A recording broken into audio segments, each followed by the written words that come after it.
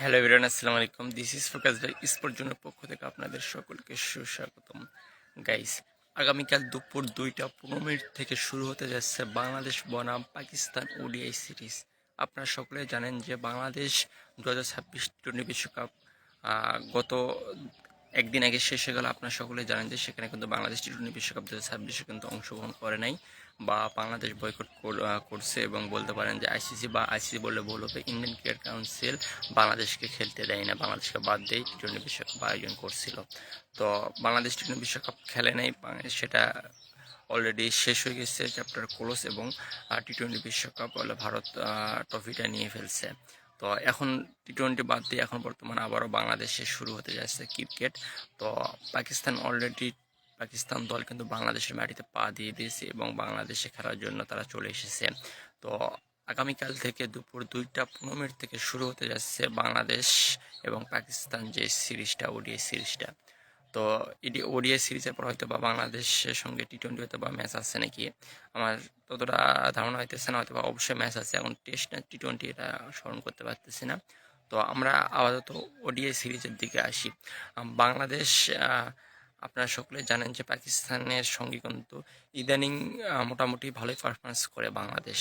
পাকিস্তান শক্তিশালী দল, সেটা মানতে হবে। কিন্তু 2015 সালের পর থেকে বাংলাদেশ এখন পর্যন্ত পাকিস্তানের সঙ্গে মুখোমুখি হয়েছে ওডিআইতে 7 বার। 2015 সাল থেকে এখন 2026 সাল চলতেছে, প্রায় 10 বছর পার হয়ে গেছে। বাংলাদেশ ম্যাচ খেলছে পাকিস্তানের বিপক্ষে 7টা। তো এই 7টা ম্যাচের মধ্যে বাংলাদেশ কিন্তু জয় লাভ করছে 4টাতে এবং পাকিস্তান জয়লাভ করছে 3টাতে। সো বাংলাদেশের ইদানিং ওডিআই পারফরমেন্স কিন্তু খারাপ। বাংলাদেশের যে পঞ্চপাণ্ডব থেকে সাকিব আল হাসান, মাহমুদুল্লাহ, রিয়াদ, মুশফিকুর রহিম সহ যারা অবসর নিয়েছে, এই কারণে কিন্তু বর্তমানে ওডিআই টিমটা কিন্তু বাংলাদেশের খুব এতটা শক্তিশালী নয়। কিন্তু যেদিন বাংলাদেশ খেলবে সেদিন মোটামুটি ভালোই খেলবে, ততটা খারাপ টিম এখনও বাংলাদেশ হয়ে যায় নাই। তো বাংলাদেশে অলরেডি চলে এসেছে পাকিস্তান, এবং পাকিস্তানে এই দলটাতে কিন্তু অনেক নতুন নতুন মুখ দেখা যাবে, এবং প্রায় 6 জনের মতো খেলোয়াড়ের এখন পর্যন্ত ওয়ানডেতে অভিষেকই হয় না এরকম দল, এরকম খেলোয়াড় কিন্তু পাঠাইছে পাকিস্তানিরা কিন্তু বাংলাদেশের মাটিতে। তো পাকিস্তানের সঙ্গে বাংলাদেশ যেহেতু হোম সিরিজ, অবশ্যই হোম অ্যাডভান্সেজ পাবে বাংলাদেশ, এবং বাংলাদেশ এখানে নিজেদের মাঠ, অবশ্যই বাংলাদেশ টি20 সিরিজ আগামী বছরে দেখছিলেন যে পাকিস্তানকে কিন্তু বাংলাদেশ টি20 সিরিজ 2-1 ব্যবধানে কিন্তু পাকিস্তানকে সিরিজ আমরা হারিয়েছিলাম। সো আমরা আবারও আশা করি যে বাংলাদেশ ওডিআইতে পাকিস্তানকে হারাবে এবং বাংলাদেশ এই সিরিজটা জয়লাভ করবে নিজেদের ঘরের মাঠে। তো অবশ্যই জয়লাভ করবে। তো আজকে আপনারা সকলে জানেন যে পাকিস্তান চলে এসেছে, এবং 11 তারিখে প্রথম ওডিআই ম্যাচ, এবং 13 তারিখে দ্বিতীয় ওডিআই ম্যাচ, এবং 15 তারিখে তৃতীয় ওডিআই ম্যাচ। তো আশা করি বাংলাদেশ এখান থেকে 2026 টি20 বিশ্বকাপ না খেলা বা খেলা নিয়ে এখন নতুনভাবে আবার শুরু করতেছে বাংলাদেশ ক্রিকেট দল, এবং পাকিস্তানকে ওডিআই সিরিজ দিয়েই কিন্তু বাংলাদেশ আবার নতুনভাবে কামব্যাক করতেছে। তো অবশ্যই আমরা আশা করবো বাংলাদেশ এই ওডিআই টিম এই টিমে কিন্তু ফিরছে লিটন কুমার দাস। সে কিন্তু দীর্ঘদিন অফ ফর্মের কারণে ওডিআইতে পারফরমেন্স একদম বাজে ছিল, এই কারণে কিন্তু সে দল থেকে বাদ পড়ছিল। এখনও পর্যন্ত সে কিন্তু তেমনটা ভালো পারফরমেন্স করেনি, তারপরে কিন্তু তাকে দলে ফেরানো হয়েছে উইকেট কিপার ব্যাটসম্যান হিসাবে। সে মিডল অর্ডার সামলাবে। আগে বিগত বছরে আপনারা দেখেছেন যে তোকলা টি20 ওডিআই ম্যাচ খেলছে লিটন কুমার দাস, সে কিন্তু একদম বাজে পারফরমেন্স করছে ওপেনিং বা ওয়ান ডাউনে নেমে। তো এখন আপাতত ভাবা হইতেছে তাকে নিয়ে মানে মিডল অর্ডারে এবং উইকেট কিপার ব্যাটসম্যান হিসাবে। তো এখানে পর্যাপ্ত সুযোগ পাওয়ার দাবিদার ছিল কিন্তু আমাদের আকবর আলী, আন্ডার-19 2020 সালে যে বিশ্বকাপ চ্যাম্পিয়ন হয়েছিল আন্ডার-19 যে দলের ক্যাপ্টেন ছিল আকবর আলী, সে কিন্তু দাবিদার। কিন্তু তাকে কিন্তু এখন পর্যন্ত আমরা কোনো ম্যাচে কোনো কিবাকে কিন্তু এখনো পর্যন্ত আমরা ডেবু করতে পারি নাই আকবর আলীকে, না ওডিআই, না টি20, না টেস্ট, কাউকে মানে কোনো জায়গায় দিয়ে আমরা কিন্তু এখনো পর্যন্ত সুযোগ দিতে পারি নাই এই আকবর আলীকে। তাছাড়া আকবর আলীর নেতৃত্বে যারা খেলছিল তারা কিন্তু অনেকজন বা প্রায় সবাই কিন্তু জাতীয় দলে ডেবিউ করে ফেলছে এবং বিভিন্ন পর্যায়ে সেটেল হয়ে গেছে এবং এখনো পর্যন্ত খেলতেছে।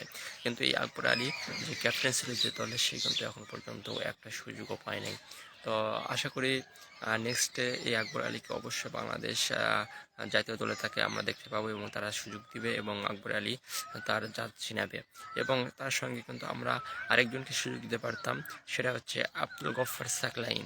তাকে কিন্তু অনেক দর্শক সমর্থক কিন্তু তাকে ভালোবাসা এই পর্যন্ত দিয়ে ফেলছে এবং তাকে তার খেলার ধরন বা তার পিক হিটিং বা বোলিং তাকে কিন্তু বাংলাদেশের জনগণ কিন্তু দর্শক সমর্থক সবাই চয়েস করছে এবং তাকে পর্যাপ্ত সুযোগ দেওয়া উচিত। বলে গেলে চলবে না। আমরা রিশাদ হোসেনকে কিন্তু একটা সময় এরকম সুযোগ দিয়ে দিয়ে কিন্তু রিশাদ হোসেনকে আমরা তৈরি করছি, সেমভাবে এই আব্দুল গফফার সাকলাইনকে যদি আমরা পর্যাপ্ত সুযোগ দিই তাহলে কিন্তু আমরা অবশ্যই একটা ভালো খেলোয়াড় তৈরি করতে পারবো। আকবর আলীকে অলরাউন্ডার পারফরমেন্স এবং বিগ হিটিং এবং আমরা যে ফিনিশার খুঁজতেছি সেই রকম কিন্তু ফিনিশারকে আকবর আলীর সরি আব্দুল গফর সাকলাইনের যে হাইট যে বেনিফিট পাবে সে কিন্তু মারাত্মক। তো বোলিং ব্যাটিং দুই দিক থেকে আমরা কিন্তু বেনিফিট পাবো। তো আমরা অবশ্যই একটা পেস বোলিং অলরাউন্ডার খুঁজতেছি, আমরা তেমনটা পাই নাই।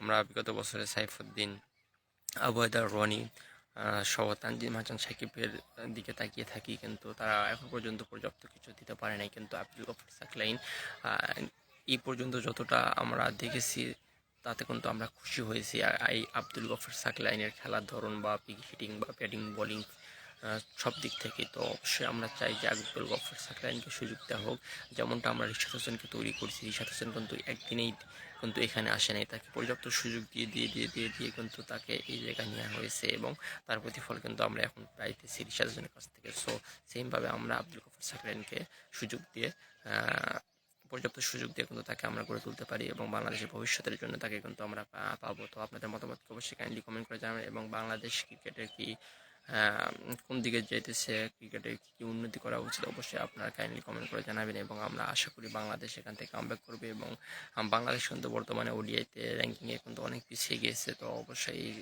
পাকিস্তানের বিপক্ষে এই ওডিআই সিরিজ বা ম্যাচ জয়লাভ করার মধ্য দিয়ে কিন্তু আমরা ভালো জায়গায় আসতে পারি। তো আপনাদের মতামতকে অবশ্যই কাইন্ডলি কমেন্ট করে জানাবেন এবং বিশেষ করে বলতে চাই যে বাংলাদেশ অবশ্যই এই ওডিআই সিরিজ ঘরের মাঠে অবশ্যই সিরিজ জয়লাভ করবে এবং হয়তোবা 3-0 ব্যবধানে না হলেও 2-0 বা 1 ব্যবধানে আমরা কিন্তু পাকিস্তানকে হারাতে পারি এবং হারানো সম্ভব। তো আপনাদের মতামতকে অবশ্যই কাইন্ডলি কমেন্ট করে জানাবেন এবং এই ওডিআই সিরিজে আপনারা কার পারফর্ম দেখার জন্য মুখিয়ে আছেন।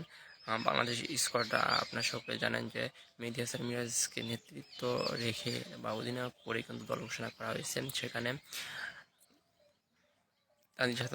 তানজিদ হাসান তামিম, সাইফ হাসান সহ আপনারা সকলেই জানেন যে সৌম্য সরকার, তারপর লিটন কুমার দাস, মেহেদী হাসান মিরাজ, নাজমুল হোসেন শান্ত, তাওহিদ হৃদয়, রিশাদ হোসেন, তারপর হচ্ছে তানভীর ইসলাম, মোস্তাফিজুর রহমান, তাসকিন আহমেদ, শরীফুল ইসলাম এবং নাহিদ রানাকে এই স্কোয়াডে যুক্ত করা হয়েছে এবং তৃতীয় ওডিআই ম্যাচের জন্য কিন্তু রিফার মন্ডলকে সুযোগ দেওয়া হয়েছে।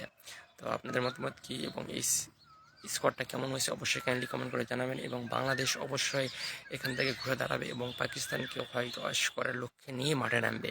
তো বাংলাদেশের পারফরমেন্স বা কার দিকে আপনি তাকিয়ে আছেন, কে ভালো পারফরমেন্স করবে?